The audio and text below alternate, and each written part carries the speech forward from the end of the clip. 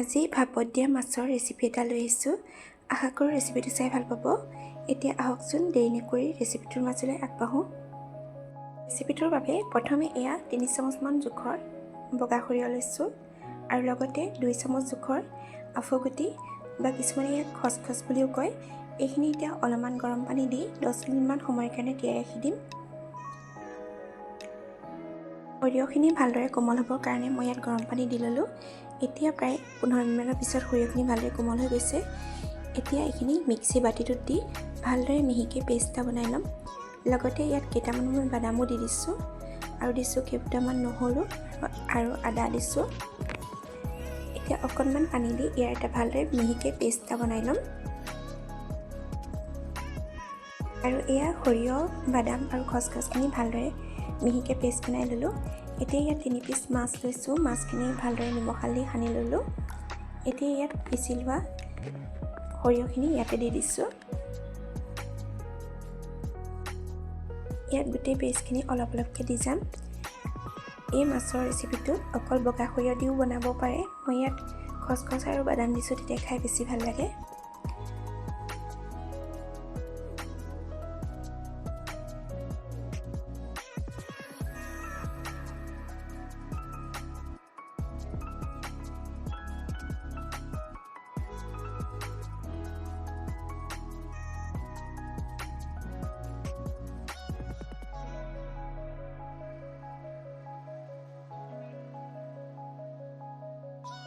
গোটেই পেষ্টখিনি দি লোৱা হৈ গ'ল। এতিয়া ইয়াত ওপৰত অলপমান হালধি দিছোঁ আৰু লগতে কাশ্মীৰী ৰেড চিলি দিছোঁ আৰু সোৱাদ অনুসৰি নিমখ দিছোঁ। অকণমান কেঁচা মিঠাতেল দিছোঁ। এইখিনি এতিয়া ভালদৰে এবাৰ মিক্স কৰি ল'ম।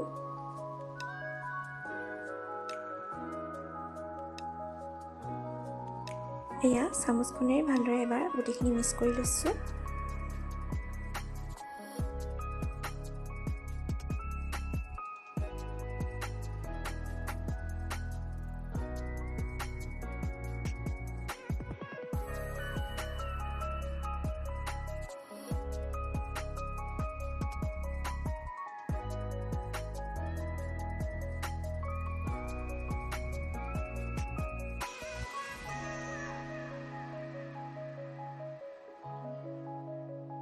এইখিনি ভালদৰে মিক্স কৰি লোৱা হৈ গ'ল। এতিয়া ইয়াত এটা কাটি লোৱা বিলাহী ওপৰত এইদৰে দি দিছোঁ আৰু লগতে এটা কেঁচা জলকীয়া দিছোঁ।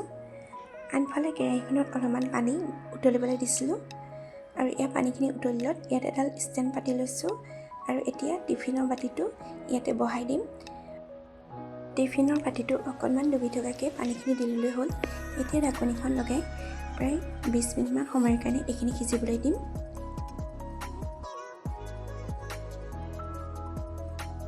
প্ৰায় 20 মিনিটমানৰ পিছত ইয়াৰ এতিয়া গেছৰ ফ্লেমটো অফ কৰি ল'লোঁ আৰু এইখিনি এতিয়া অলপমান সময়ৰ কাৰণে ঠাণ্ডা হ'বলৈ দিম। আৰু এয়া ঠাণ্ডা হোৱাৰ পিছত ঢাকনিখন আঁতৰাই দেখাইছোঁ, চাওক দেখিবলৈ কিমান ধুনীয়া হৈছে। এতিয়া ইয়াৰ চামুচ এখনেৰে অকণমান ভাঙি দেখাইছোঁ। এয়া খুব ধুনীয়াকৈ সিজি গৈছে। এইদৰে বনোৱা ভাপত দিয়া মাছ খাবলৈ খুবেই ধুনীয়া হয়। ভাতৰ লগত ইয়াৰ অকণমান হ'লে অন্য একোৰে প্ৰয়োজন নাই। আজিৰ এই ভাপত দিয়া মাছৰ ৰেচিপিটো চাই কেনেকুৱা পালে কমেণ্ট কৰি জনাব আৰু ভিডিঅ'টো শেষলৈকে চোৱাৰ বাবে ধন্যবাদ। আৰু এটা নতুন ৰেচিপিৰ সৈতে পুনৰ লগ পাম। আজিলৈ আহোঁ, বাই বাই।